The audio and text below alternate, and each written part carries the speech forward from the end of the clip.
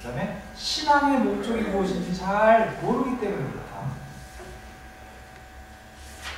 이것과 연관해서 우리가 먼저 생각해야 되는 것은 다른 것이 아니라 죽음입니다. 죽음이라는 현실을 갖다가 직면하지 않기 때문에 우리는 신앙을 단지 나의 편리를 위해서, 그 다음에 내가 여기 내가 살아가는데 어려움을 갖다가 극복해주는 것을 위한 어떤 도구로 생각하는 겁니다. 그러니까 하느님마저도 그렇게 도구로 생각하는 것이죠. 그런데 죽음이라는 것은 이런 것들을 명확하게 알려줍니다. 그런 것이 아니라는 거예요. 우리 신앙에서 하나님의 믿음을 통해서 그런 요소들이 반드시 필요하고 그런 요소들이 우리에게 도움을 줍니다. 그렇지만 그것이 전부가 아니라는 것이죠. 그런데 그것이 전부가 아니라는 것을 어떻게 우리가 알 수 있는가? 그것은 우리 삶 안에 가장 현실적인, 그 누구도 바꿀 수 없는 죽음이라는 것과 우리 신앙과 연결하지 못하면 그렇게 넘어갑니다. 우리는 쉽게 냉담할 수 있습니다. 죽음이라는 것을 가톨릭 교회에서 보면은 죽음 앞에서 인간의 운명의 수수께끼는 절정에 이른다라고 얘기합니다. 그러니까 죽음 앞에서 우리는 왜 죽어야 되는가 하는 그런 의문들과 그것을 캐려고 막 노력한다는 것이죠. 그런데 어떤 의미에서 육체의 죽음은 자연적인 것이지만 사실 신앙의 눈으로 보면 죽음은 죄의 대가이다. 그리고 그리스도의 은총을 간직하고 죽은 사람들은 주님의 죽음에 들어가는 것이니 그리스도의 부활에 참여하게 될 것이다. 이렇게 얘기를 합니다. 그래서 죽는 것은 죄의 대가이고 그걸로 끝나는 것이 아니라 더 중요한 것은 그리스도의 부활에 참여하는 것이다. 이 그리스도의 부활에 대한 참여가 빠지면 죽음이라는 것이 너무너무 부담스럽고, 그 다음에 절망스럽고, 그 다음에 그것을 갖다 이렇게 직면하고 싶지 않고, 세상 사람들과 하나님을 믿지 않는 사람들처럼 그것을 갖다 내치고 싶은 그런 요소란 말이죠. 그러니까 우리 삶 안에서 죽음이라는 단어는 없어져야 되는 거란 말이죠.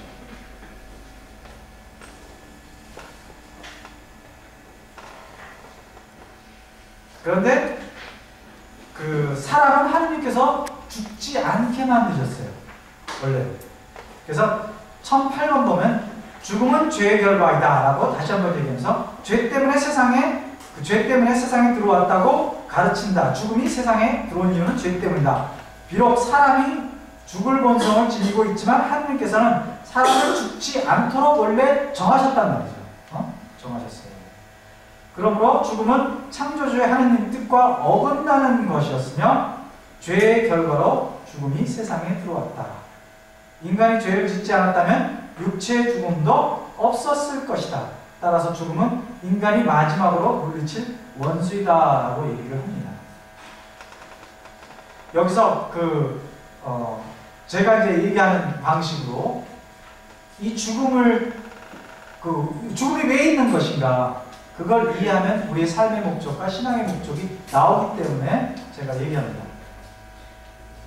제가 늘 얘기하는 것처럼 에덴 동산에서 아담과 하와가 쫓기는 이유가 무엇일까? 하느님은 왜 아담과 하와를 에덴 동산에서 내쫓으셨을까? 그것은 바로 아담과 하와를 사랑하셨기 때문에 내쫓으셨다.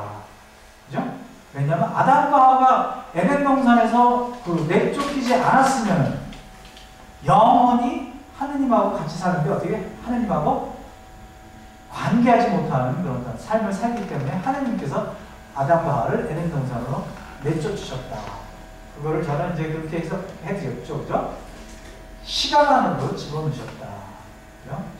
시간 때문에 죽음이 들어온 거예요. 죽음 때문에 시간이 만들어진 것이라고. 근데 하나님께서 죽음을 주신 이유, 시간을 인간에게 허락하신 이유는 뭐냐? 바로 그 시간을 통해서 아담과 하와가 죄를 지었던, 하나님을 거부했던 그 모습에서 다시 회복시키기 위한 것이다. 회복시키기 위한 것이다.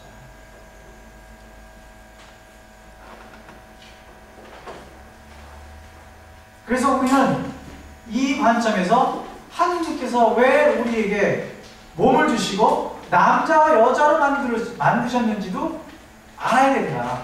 그것을 이해할 때 내가 살아가는 이유가 나오는 것입니다. 그렇죠? 내가 살아가는 이유 중에서 내가 이런 직업을 택하고 저런 직업을 택하고 결혼을 하고 결혼하지 않고 이러한 것은 2차적인 것이다. 1차적인 것은 뭐냐? 내가 어떻게 살아야 되는가? 어떻게 살아서 내가 하느님의 모상성을 갖다 회복하는 것인가? 그것이 삶의 목적이고 그것이 하느님을 믿는 목적인 것이다. 이것을 아는 것이죠. 또 하느님께서 왜 나에게 몸을 주시고 나를 여자로, 나를 남자로 만드셨는가? 그것은 보이지 않는 당신의 사랑을 드러내게 하시려고 이 시간 안에 와서 당신의 그 아름답고 거룩하고 영광스러운 사랑의 존재인 우리의 모습이 죄로 인해서 원죄와 본죄로 인해서 그 손상된 것에서 다시 회복시키시기 위해서 우리에게 시간을 주신 것이다. 그래서 우리는 어디서 어떻게 살건 어떤 직업을 갖고 살건 이것을 잊지 않고 살아가야 되는 것이다.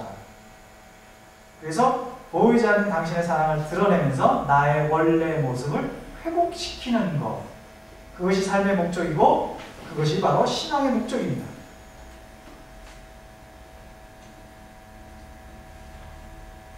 그것을 구체적으로 어떻게 우리가 하나님께서 우리 몸을 통해서 보이시는 당신의 사랑을 드러내게 하는가? 우리가 남자와 여자니까 이거를 좀 얘기하면 몸신학적인 관점에서 하느님 사랑 중에서 남자는 남성성으로 드러나는 사랑을 남자가 드러내게 하셨어요. 드러내길 원하셨어요.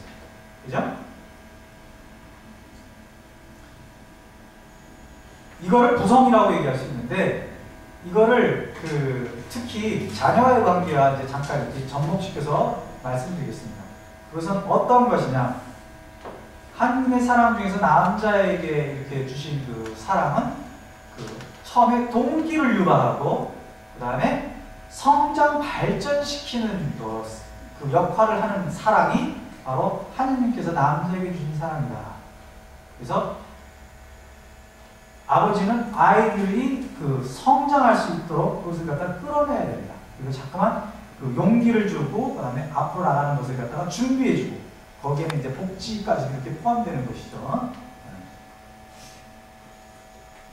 그 다음에 하느님의 사랑 중 여자는 여성성으로 드러나는 하느님의 사랑을 갖다가 드러내야 되는 것이죠. 그것이 뭐냐? 그것이 모성의 가장 중요한 표상 중에 하나가 뭐냐면 받아들이는 사랑이에요. 받아들이는 사랑. 그 아이가 잘났건 못났건 똑똑하건 똑똑하지 않건 엄마는 뭐죠? 무조건 이렇게 받아들여요. 그죠? 그래서 엄마는 못난 아이를 사랑하고 아빠는 잘난 자식을 사랑한다. 이런 말이 있단 말이죠. 우리말에. 바로 그것은 바로 그런 이유 때문에 그렇습니다. 근데 이것이 두 개가 한 가정 안에서 이루어져야 된다. 그래서 엄마는 아이가 잘못됐을 때 부모로서 부모의 역할 중에 엄마가 그거를 갖다 채워줘서 아이가 다시 괜찮아 다시 출발할 수 있게 해야 되고, 또 아빠는 사랑받는다는 그 안에서 자꾸 머물러서 아무것도 하지 않으려고 하고 그냥 받는 것을만 이렇게 머물려고 하는 그 아이를 끌어내서 그 아이가 갖고 있는 어떤 하나님의 부르심 이런 것들을 갖다가 할 수 있게 끌어내주는 것을 하는 것이다. 이런 것이 어떤 삶의 목적입니다. 남자가 살아야 되는 목적 중에 하나고 여자가 살아야 되는 목적 중에 하나로서 제가 여러분에게 이제 예로서 이렇게 말씀드립니다. 그 다음에 하느님 부르심에 대한 이해 부족, 이것이 이제 삶의 목적, 신앙의 목적과도 이제 연관이 되죠. 하느님이 우리를 왜 부르셨을까? 하느님께서 왜 우리를 생명을 주셨을까? 왜 살게 하셨을까? 왜 내가 아무것도 없는 상태에서, 무의 상태에서 의식을 갖고 몸을 갖고 사람들과 관계하면서 살게 하셨을까?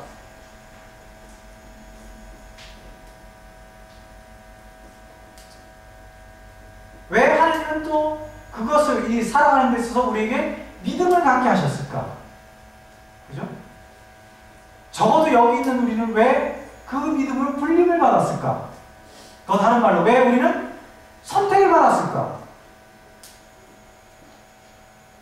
그것은 바로 사랑의 존재가 되게 하기 위해서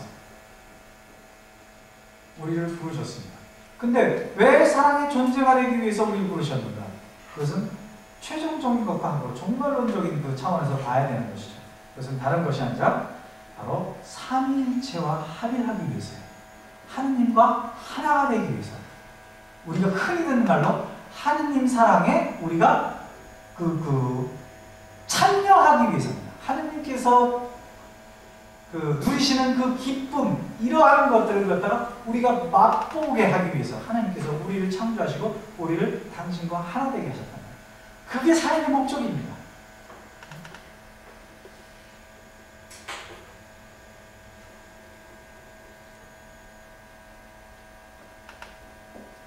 이런 부르심을 통해서 우리는 하느님께 영광을 드리게 되고, 그래서 우리가 흔히 듣잖아요, 그렇죠? 우리는 하느님께 영광을 드리는 삶을 살아야 됩니다. 이런 것이 바로 그것을 얘기하는 것이다. 내가 사랑의 존재가 되어야 할 때, 아름답고 거룩하고 영광스러운 사랑의 존재가 되어야 때, 그것 자체가 하느님께 영광을 드립니다. 어느 선인가 암브로시안 선인가 그렇게 얘기했죠.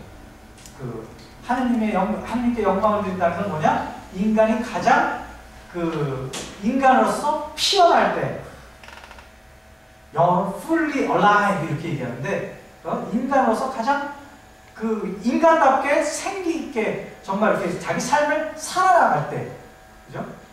그것이 바로 하나님께 영광을 드리는 것이다. 어떨 때 우리가 그렇게 살 수 있나요?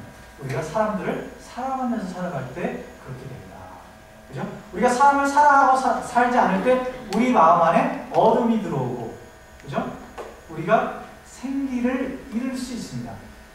그렇다는 것은 쉽게 얘기해서 내 마음 안에 생기가 많이 없다, 내 마음 안에 평화가 없다, 내 마음 안에 기쁨이 없다, 그러면 그런 관점도 생각해 볼 수 있는 것이다. 내가 사랑을 정말 사람들을 갖다 사랑하면서 사는 것인지 아닌지를 한번 생각해 볼 필요가 있는 것이죠. 그 다음에 두 번째는 세례받는 이유를 망각한 것이다. 이게 기묘한데? 김연아가 왜 세례를 받았을까요? 김연아가 왜 세례를 받았을까요? 우리는 왜 세례를 받냐?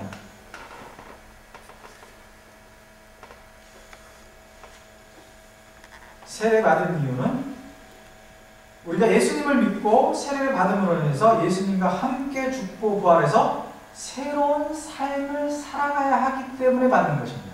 이거 로마서 6장 4절에 나오는 겁니다. 바울서가 얘기하는 겁니다. 제가 얘기하는 겁니다. 그러니까 아담과 하와가 죄로 인해서 원래의 모습을 갖다가 잃어버린 것을 세례를 통해서 다시 회복하는 그것이 다른 말로 해서 새로운 삶을 살아가야 되는 겁니다. 그것 때문에 우리는 세례를 받은 거예요. 그래서 우리는 구원받았고 구원받고 있고 구원받을 것입니다. 새로운 삶을 통해서. 그리고 우리가 새로운 삶을 살아가는데 구체적으로 우리가 들은 것들, 그것은 바로 세례를 통해서 받은 왕직과 예언직과 사제직을 수행하기 위해서 불림을 받은 것이다. 그 불림을 받았는데 누구는 간호사를 하면서, 누구는 학생 생활을 하면서, 누구는 직장 생활을 하면서, 누구는 수도자 성직자 생활을 하면서, 저 같은 사람은 선교사를 하면서 왕직, 사제직, 예언직을 살아가는 겁니다. 그건 그리스도인이면 누구나가 다 살아야 되는 모습입니다.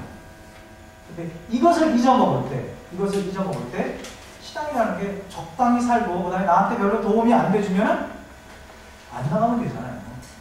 그죠? 그래서 왕직은 늘 내가 어디서 무엇을 하건 어떤 사회적 책임을 짓고 어떤 사회가 나에게 대가를 지불하고, 이것을 떠나서 기본적으로 우리의 태도는 나는 봉사해야 하는 사람이다. 저 사람이 나한테 돈을 이만큼 주니까 내가 이것을 하는 것이다. 내가 음식을 만들어서 팔으니까 내가 돈을 받는 것이다. 이거 이전에 제가 아주 쉽게 들 수 있는 예는 그런 것 같아요. 그죠? 음식을 만들어서 팔 때 내가 돈을 받는 만큼 내가 파는 거니까 이런 것이 아니라 음식을 만들어서 맛있는 음식을 사람들이 먹으면 얼마나 행복할까. 그 모습을 보면서 나는 기쁘니까 거기에 초점이 먼저 둬서 음식을 장사할 때 그런 마음을 해야지 내가 이거니까 돈을 받는 것에 초점이 되면 어떻게 되죠? 음식이 맛있거나 안 맞고 그걸 별로 신경 안 쓰고 음식이 잘 나간다 그럴 때 어떻게 하죠? 자꾸만 재료를 빼먹는 걸 한단 말이에요. 그죠? 그런 것들은 많은 경우에 옷을 갖다 이렇게 좋게 해서 팔았어요. 그런데 옷이 막 잘 나가. 그러면 옛날 사람들은 그런 걸 많이 했단 말이에요. 품질을 저하시켜. 겉보기는 똑같이. 근데 그리스도인으로서 왕직이라는 차원에서 하는 것은 내가 이 옷을 잘 만드는 우리 해서 그 사람이 비록 나한테 돈을 주지만 그 사람이 이 옷을 입으면서 얼마나 행복할까. 이게 옷도 좋고 정말 바느질도 참 좋고 그래서 난 정말 행복해. 이런 것을 초점을 두고 살아야 되는 것이 그리스도입니다. 그죠? 직장 생활하면서 내가 돈을 받기 때문에 내가 그만큼 한다. 이거 이전에 내가 일을 한다는 것 그 자체가 내가 봉사하는 거구나. 이런 개념으로서 그리스도인은 살아가야 된다. 그래서 어디든지 무엇을 하든지 우리는 섬길 수 있습니다. 섬기는 자세를 갖고 살아야 합니다. 그것이 나를 어떻게 만듭니까? 내 삶의 목적인 아름답고 거룩하고 영광스러운 사랑의 존재가 되게 하잖아요. 그죠? 근데 그것을 주변 사람이 나를 인정하느냐 인정하지 않느냐에 대한 내가 그것을 통해서 인정받는 만큼만 하기 때문에 내가 하느님께서 원하신 그 모습으로 되어져 간다는 것은 보장할 수가 없습니다. 그 다음에 예언직은 내가 어디서 무엇을 하건 진리를 선포할 수 있다. 사람들에게 서로 싸우고 그럴 때 우리는 인간으로서 서로 부족한 존재니까 용서해야 되지 않겠는가. 서로 화해하려고 노력해야 되지 않겠는가. 적어도 이런 얘기를 갖다가 하는 거 그것 자체가 바로 예언직이다. 예언직이라는 것은 앞으로 1년 후에 2년 후에 예수님이 올 거다. 올 거라고 이렇게 얘기하셨어. 이런 거 이런 것을 얘기하는 것만을 얘기하는 거 아니라 그것은 진리를 사람들 앞에서 선포하는 것이 바로 예언직입니다. 그렇다면 우리가 알고 있는 성서의 말씀과 교회의 가르침 이러한 것들이 인간의 삶에 정말 행복을 주는 것이다. 그러면 그것을 우리는 선포해야 되는 것이죠. 그죠? 그리고 우리가 아는 것이 사람들이 그것을 갖다가 하지 않을 때 그 사람들에게 상처가 된다 할 때 그것을 얘기해 주는 거. 그것이 바로 예언직이란 말이에요. 그렇게 이해를 해야 된다. 그 다음에 사제직. 사제직은 특히 우리에게 있어서는 하느님을 경배하는 것을 사람들에게 보여주고, 그죠? 인간으로 산다는 것이 무엇인가? 하느님을 경배하고 하느님께 감사드리고 하느님께 의지하는 것. 이런 것을 보여주는 것과 동시에 적어도 우리 평신도에게 있어서는 사람들을 위해서 대신 기도하는 것. 내 주변에 있는 사람. 그죠? 직무적 사제직 하는 우리 신부님들은 뭐예요? 신자들의 기도를 다 받아서 신자들을 대신해서 미사를 올리잖아요. 그거와 마치로 우리는 일반 사제직이니까 우리는 하느님을 알지 못하는 사람들, 특히 그런 사람들을 대신해서 우리가 그들의 어떤 어려움이나 이런 걸 갖다가 그들을 위해서 기도해 줄 수 있다. 또 서로를 위해서 기도해 줄 수 있다. 이런 기도의 행위에 들어갈 때 나는 사제직을 수행하는 것이다. 그것은 언제 어디서든지 우리는 할 수가 있어요, 없어요? 있잖아요. 그죠? 그런 노래도 있지 않나요? 기도할 수 있는데 왜 두려워합니까? 이런 노래 있잖아요. 맞는 말이란 말이죠. 숨만 쉬고 있어도 나는 기도할 수 있단 말이죠. 그죠? 이런 겁니다. 그런데 문제는 이런 것을 하지 못하는 이유는, 그 다음에 냉담하는 이유 중에 많은 경우 우리가 가다놓은 신앙생활을 하고 있죠. 가다놓은 신앙을 갖고 있습니다. 가다놓은 신앙이라는 게 뭐냐 하는 게 아니라 나의 평화를 채워주는 것, 내 마음의 평화를 채워주는 것, 그것이 신앙입니다. 그것이 하나님입니다. 그 다음에 나의 안정을 보장해주는 것이 바로 천주교다 라고 생각합니다. 그 다음에 나의 욕구를 충족시켜주는 것이 천주교이고 하느님이다 라고 생각합니다. 바로 이것을 신앙이라고 생각하기 때문에 이것이 채워지면 어떻게 되죠? 우리는 그것에 거기에 만족하니까 하느님과의 관계를 소홀히 하게 되잖아요. 그죠? 하느님과의 관계를 소홀히 하면 어떻게 돼요? 냉담하게 되는 거예요. 그게 바로. 그죠? 근데 채워지지 않으면 이런 갇혀있는 신앙 안에서 내가 요구했던 평화라든가 그 다음에 그 안정이라든가 욕구 충족 이런 것이 채워지지 않으면 실망하는 거예요. 그래서 어디로 가요? 점집으로 가는 거지. 점집으로 가는 거예요. 무당한테 찾아가는 거예요. 타로 가고 하는 거죠. 그리고 냉담합니다. 이 신앙, 그 갇힌 신앙을 가진 사람들은 그것이 채워져도 냉담하고 채워지지 않아도 냉담하게 되겠습니다. 그리고 삶의 목적, 그 다음에 그 세례를 받은 의미, 그 다음에 우리의 부르심에 대한 무지가 낳는 결과는 무엇인가? 다른 게 아니라 세속적인 행복에 자꾸만 우리의 삶에 초점을 두게 됩니다.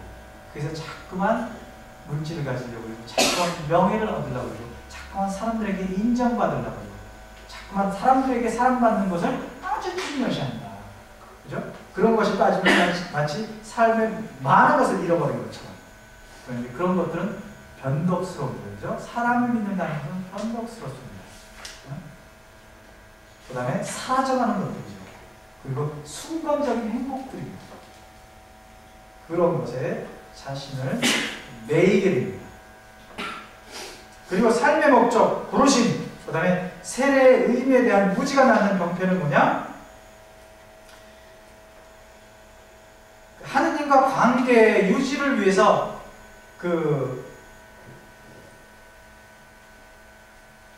또 내가 사랑의 존재가 되기 위해서 사용해야 되는 모든 것들을 그렇게 용도에 맞게 사용하지 않는 거예요.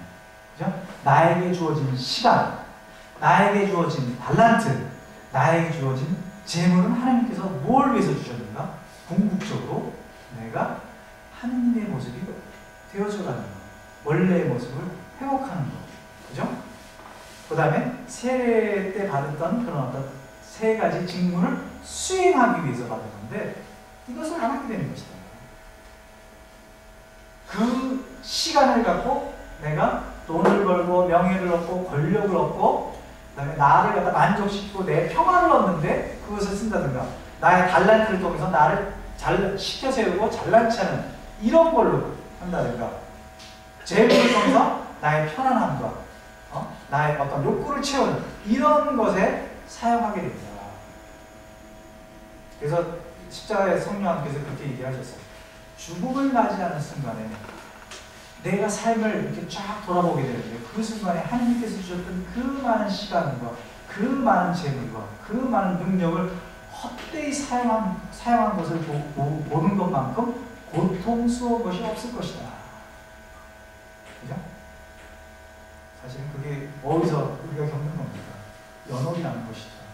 우리가 죄를 지어서도 연옥에서 우리가 정화되어야 되지만 많은 경우에 우리가 그런 하나님께서 올바로 사용해야 되는 것을 주신 것을 사용하지 못하는 것에 대한 것도 우리가 그것을 보면서 우리는 회개의 시간을 가질 겁니다. 어디서? 연옥에서. 그죠? 우리 모두는 그렇겠죠. 열심히 살아야 되는데.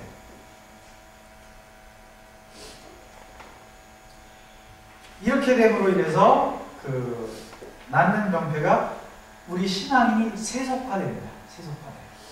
세속화된다는 건 무엇이냐?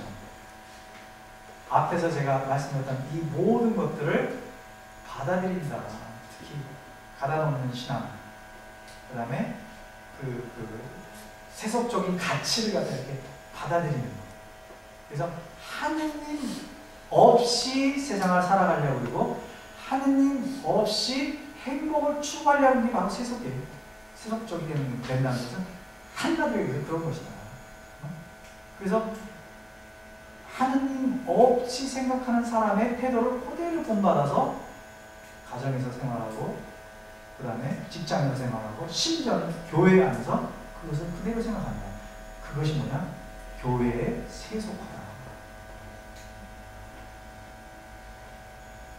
그래서 미사나 강의 때나 피정 때는 그것들을 거부합니다. 아, 나는 뭐 물질적인 거 가치를 갖다 물질적인 물질이 나를 행복해 준다는 거 뭐 이런 것들 난 다 거부한다 이렇게 결심하고 그러지만 그 시간이 딱 끝나면 바로 그것을 다시 챙겨서 다시 입고 삶의 전선에 가서 열심히 살아야 그렇게 살죠, 그죠?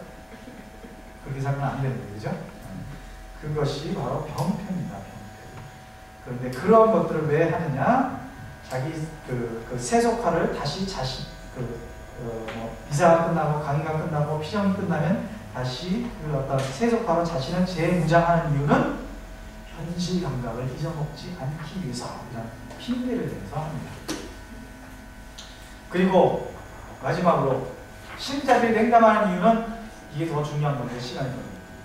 구원과 부활에 대한 이해 부족, 또 무지, 그렇기 때문에 그에 대한 희망과 열망이 없거나 그렇지 않으면 부족해서 그렇습니다. 구원된다는 것이 무엇인가를 모른다는 거죠. 구원된다는 게 모르니까 내가 별로 구원받고 싶은 마음이 별로 없어요. 그죠? 자, 생각해 보십시오. 어떤 사람이 삼성 주식을 뭐 한 8개월 전에 저도 그렇게 생각을 해봤지. 탁 떨어졌을 때 이거 사면 너 정말 너 돈 많이 벌 거야. 조금만 기다리면. 그런데 그 사람이 삼성이 뭔지 잘 몰라요. 그리고 그 주식 그런 게 무리하는 거예요. 그러면 별로 그것을 갖다 어떻게 사고 싶은 마음이 생길까요? 별로 사고 싶지 않고, 그거보다는 뭐 다른 걸 해서 뭐 부동산을 사서 뭐 부동산에 꽂혀 있는 사람이다 그러면 주식에 대해 무지하다 그러면 그거 해가지고 뭐 돈 벌 수 있겠어. 뭐 그걸 언제 기다리고 앉았냐? 부동산 딱 하면 딱 해가지고 그냥 바로 이렇게 팔고 이런데 딱 보이는데 이렇게 생각하는 사람은 별로 주식에 관심이 없어요. 그리고 갖다 줘도 사라고 갖다 줘도 별로 살려고 하지 않을 거예요. 왜? 모르기 때문에. 그죠? 그것을 안 믿기 때문에. 이유는 간단합니다. 그죠? 그런데 구원된다는 것은 무엇이냐? 그렇다면 우리 구원된다는 것이 무엇인지 알아야 돼요. 구원된다는 것은 손상된 하느님의 모상성을 회복하는 것이다. 하느님의 모상성을 너무 많이 얘기했는데 하느님의 모상성, 구체적으로 그걸 뭘 얘기하는 거냐? 인간이 행복하게 살아갈 수 있는 것을 회복하는 것이다. 인간이 어떻게 하면 행복하게 살 수 있죠? 하느님의 말씀대로 자동적으로 기꺼이 내가 하느님이 해! 그래서 하는 것이 아니라 어제 복음 말씀대로 나는 율법을 완성하러 왔다.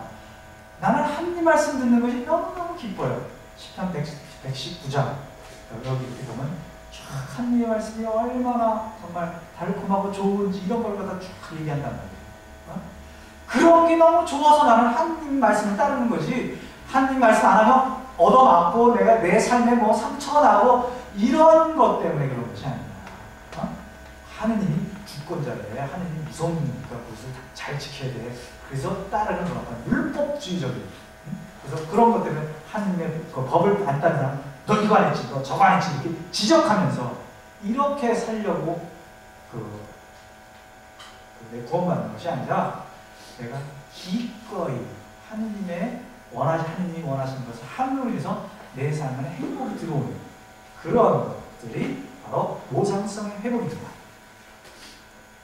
이것은 또한 구체적으로 왜곡된 육신의 욕구를 정상화시킵니다.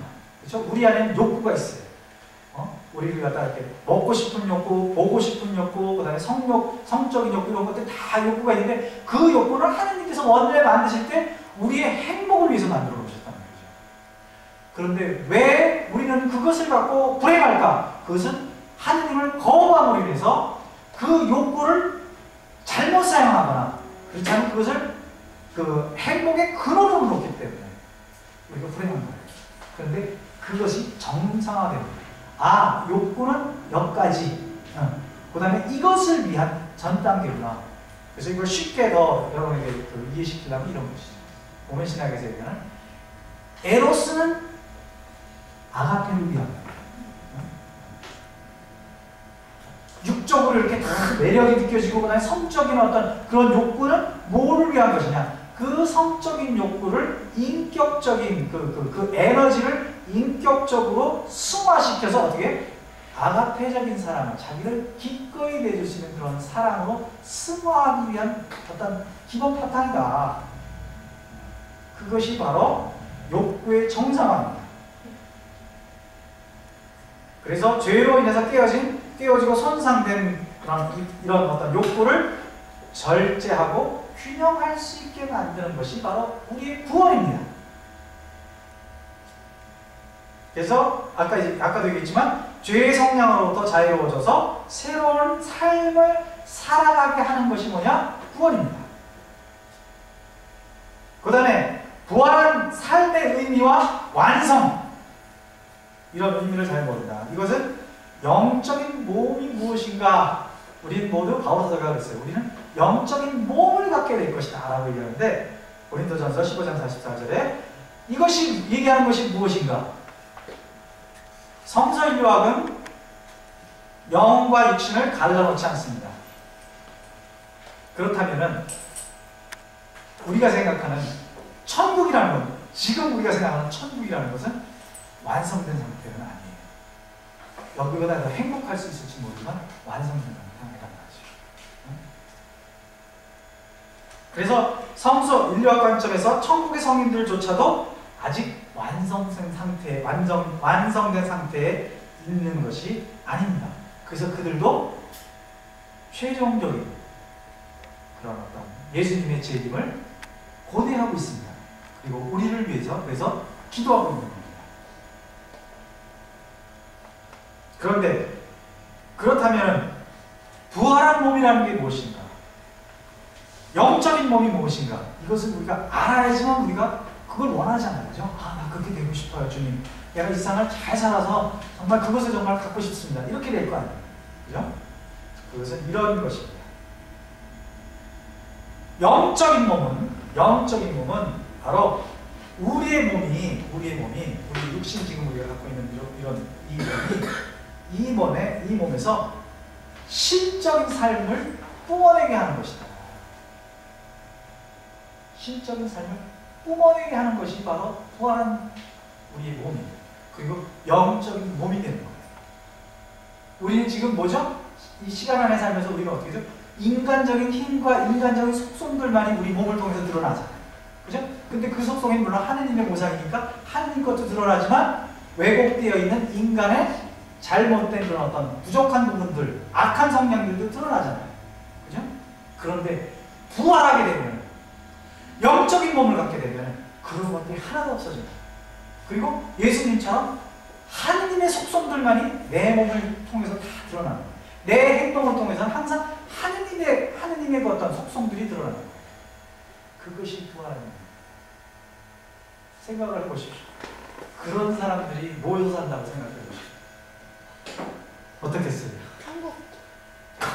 거기가 이제 하늘나라, 하느님이 통치하는 나라, 하늘나라보다는 하느님이 통치하는 나라래요. 그래서 그걸 좀 더 이제 그 감각적으로 이해하려면 저는 이제 그렇게 얘기해 볼 수도 있지 않을까. 저는 이제 가끔 이제 외국을 나가잖아요.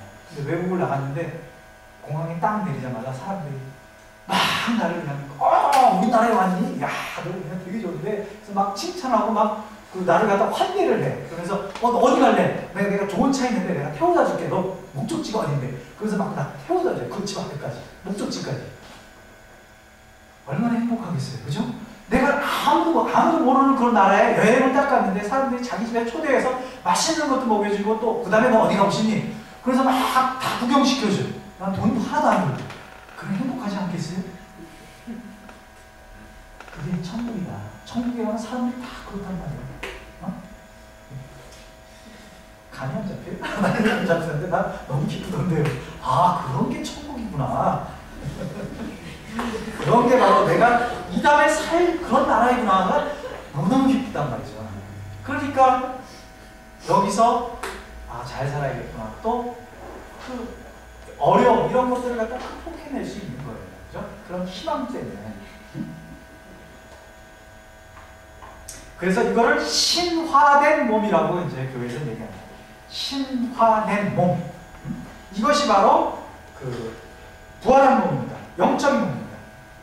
또 이것은 성령께서 우리 몸에 온전히 스며들어 있다. 완전히. 예수님께서 성령을 받으셔서 예수님 그 몸 자체 성령이 완전히 스며들어 있듯이 지금 그러니까 우리가 영적인 몸을 받게 되면 부활하게 되면 성령이 하나님이 내 온몸에 확 스며들어 있다. 그것이 바로 부활하는 겁니다. 그래서 성령의 능력이 몸의 에너지에 온전히 스며들어 있는 상태이기 때문에 아까 제기한 대로 우리 몸에서 뭐가 뿜어져 나온다고요? 신적인 것이 뿜어져 나올 수밖에 없는 것이죠. 그래서 신성에 참여하게 되는 겁니다. 그래서 인간적인 모든 것이 신적이 되는 것입니다. 이것이 바로 인간적인 것의 최고치를 드러내는 몸을 의미합니다. 그렇죠? 이것이 영적인 몸입니다.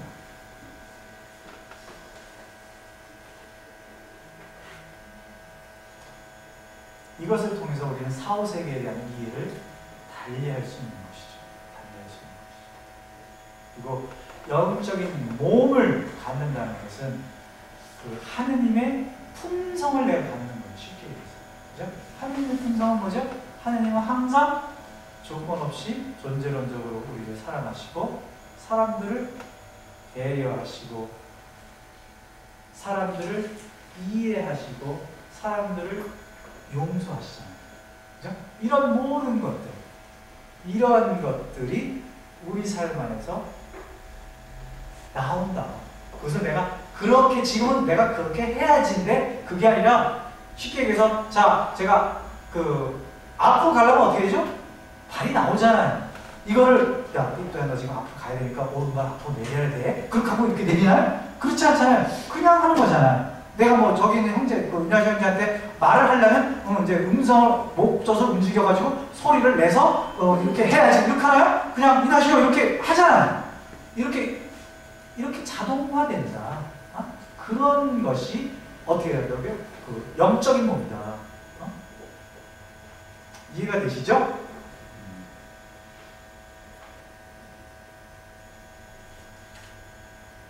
바로 이것 때문에 이런 것의 기초가 뭐냐? 지금 우리가 갖고 있는 이 육신이라는 거죠. 그래서 우리가 인간의 가치가 거기에 있는 겁니다. 하느님과 연관되어 있고 인간의 존엄성이 바로 그것과 연관됩니다. 그래서 이런 걸 모르니까 이런 거를 위해서 여기서 하나님께 주신 시간과 재물과 재능을 사용해서 하나님 원하시는 대로 살 때 우리가 그렇게 되는 건데 이걸 모르니까 그죠? 주일날 피곤하면은 고백성사 보자. 응? 물론 고백성사 와가지고 물론 해결이 되겠지만 중요한 건 뭐죠? 내가 되어지는 것을 안 되어지는 것이다. 이런 차원의 이해가 되면 우리가 좀 더 열심히 살 수 있지 않을까요? 좀 더 내가 기도를 왜 해야 되는가? 그리고 내가 왜 사람들을 용서하려고 그리고 내가 왜 사람들을 수용하려고 해야 되는가? 또 내가 왜 헌신해야 되는가? 실용주의적으로 이건 나한테 이익이 될 거니까 내가 하고 이건 아닌가? 이런 것이 아니라 왜 내가 헌신해야 되는가? 내가 왜 겸손해야 되는가? 내가 왜 진실해야 되는가? 이런 것들이 자연스럽게 내 안에서 드러나게 되고 내가 그것을 자연스럽게 원하게 됩니다. 근데 이것이 연결이 안 되면 자꾸만 강요당하는 거죠. 헌신해라. 기도 성기다가 자꾸 헌신하니까 귀찮아 이렇게 생각할 수도 있고 내 겸손하라. 이 정도 겸손하면 됐지. 진실해라. 이 세상 어떻게 살아도 진실하라. 이렇게 생각할 수 있다. 자, 그래서 제가 이제 2분 3분 남았는데 왜 사람들은 예수님을 믿지 않는가? 왜 사람들은 냉담하는가? 이것을 쭉 알아봤습니다. 그런데 핵심은 뭐냐? 우리가 그래서 사람들이 예수님을 믿지 않는구나. 그래서 사람들이 냉담을 하는구나. 이 요소들이 다 사실은 우리 안에 그대로 다 있다. 그래서 우리가 이 시간을 마치면서 해야 되는 것은 무엇이냐? 다른 것이 아니라 회개를 해야 된다. 회개를 해야 된다. 핵심이 그거예요. 제가 죄에 대해서 앞에서는 왜 사람들은 예수님을 믿지 않는가에 대해서 죄에 대해서 얘기한 거예요. 인간은 누구나 다 죄인이고 죄를 짓고 산다. 근데 죄를 모를 때 우리가 구원자가 필요 없으니까 예수님을 안 믿는 거다라고 얘기한 거고, 그 다음에 신자들을 왜 냉담하는가? 그것은 구원에 대한 것을 잘 이해하지 못하는 것이기 때문에 제가 구원에 대해서 여러분에게 얘기해 줬습니다. 부활에 대해서 얘기해 줬습니다. 그죠? 그런데 우리 삶을 살아가면서 이런 죄와 구원에 대한 것을 우리가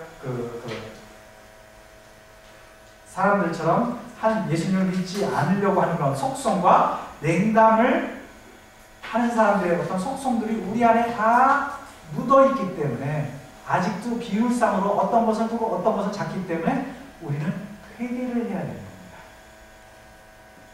그런데 회개의 의미는 무엇인가? 여러분이 다 아시지만 뭐죠? 회개는 제일 중요한 개념은 뭐냐? 돌아서는 겁니다. 내가 뉘우치는 뉘우치는 거 끝나는 게 아닙니다. 돌아서는 것이다. 뭐를? 내 생각과 마음과 행동 모든 것을 어디로? 하느님으로부터 멀어졌던 것에서 뒤로 돌아서서 하느님을 향해 가는 것. 하느님을 향해 가지 않는 것은 회개가 아니에요. 아직. 뉘우침일 뿐이지. 뉘우치고 나서 또 죄를 짓고 이렇게 되잖아요. 그러니까 돌아서는 것이다. 완전히. 재미있는 말로 존재론적 전향이다. 그래서 하느님께로 돌아서서 우리 삶의 목적에 따라 살기로 돌아서는 겁니다. 우리 삶의 목적에 따라 나는 살겠다고 내 삶의 방향을 바꾸는 겁니다. 적당히 방향을 갖다 반은 세상적인 반은 내 삶의 목적 이런 것이 아니라 완전히. 그 다음에 우리가 사역한 새 의무를 다하기로 돌아서는 겁니다. 그것이 바로 회개입니다. 그렇다면 무엇에 대한 회개인가? 무엇에 대한 회개인가? 무엇에 대한 회개겠습니까? 그것은 불신 그리고 교만에 대한 회개입니다.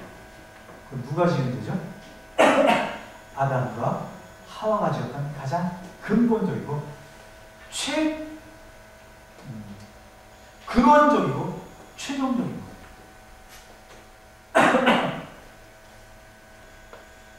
그렇다면 불신과 교만이라는데 구체적으로 어떤 불신에 대한 것을 회개해야 됩니까? 그것은 하느님이 나를 사랑한다는 것을 믿지 않는 것에 대한 불신, 그것에 대한 회개입니다. 그래서 하느님이 나를 사랑한다는 것으로 방향을 완전히 돌아서 하느님께 가는 것이죠. 하느님 나를 사랑하지 않는데 하느님께 갈 이유가 없잖아요. 나를 사랑하지 않는 사람을 내가 왜 만나요? 부담되고 싫고 얼굴만 봐도 막 그냥 위경련이 일어나요. 그러니까 그런 게 아니라 하느님 나를 사랑하신다는 걸 알고 나면 사람들이 자꾸 말려도 나는 뒤로 돌아서 하느님께로 자꾸 나가려고 그러잖아요. 그죠?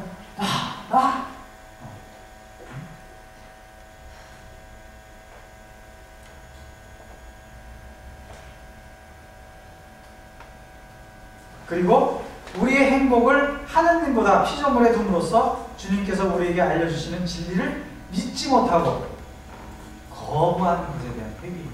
우리 생각 안에 얼마나 많은 것이 내가 이것을 행복하는 것이 더 행복하다는 것이 많이 있습니다. 이것을 갖다 잘 살피는 것이 기도생활이기도 하죠. 그것이 여러분의 영성생활이기도 합니다. 그리고 우리 삶을 우리가 주관하려고 하는 자신의 뜻을 하나님 뜻보다 우선시하는 것에 대한 회개, 이것이 바로 회개입니다. 그래서 이렇게 회개할 때 회개는 우리에게 어떤 결과를 가져다 주느냐? 우리에게 기쁨과 희망을 산출해냅니다.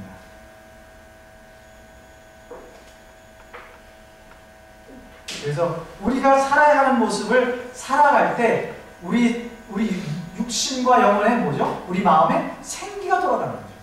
원래 해야 되는 것을 잘 하기 때문에. 그죠? 그리고 내가 영원한 생명을 향해 완성되어 간다는 것에 대한 어떤 기쁨. 그죠? 그렇죠? 그리고 그것에 대한 희망. 하늘나라에서 내가 하느님과 함께 살 것이다. 그리고 모든 사람이 정말 하느님을 뿜어내는 그런 사람들하고 살 것이다라는 것에 대한 희망이 나에게 오는 것입니다. 그래서 이 사순절 기간 동안에 정말 그 사람들은 왜 예수님을 믿지 않고 신자들은 냉담을 하는가 이런 것을 통해서 우리 자신도 한번 되돌아보고 결국은 우리도 회개해야 되는 것이 중요하다는 것을 오늘 말씀드렸습니다. 기도하겠습니다. 성부와 성자와 성령으로 주님 이 시간을 저에게 허락해 주시며 감사드리고 우리가 쉽게 우리의 문제가 아닌 거로 생각하는 하나님을 믿지 않는 사람들과 냉담한 사람들을 통해서 그러한 모든 것들이 우리 안에 있음을 볼 수 있게 하시고 또 그것을 인식하면서 살아야 된다는 것을 알게 해주심에도 감사드립니다.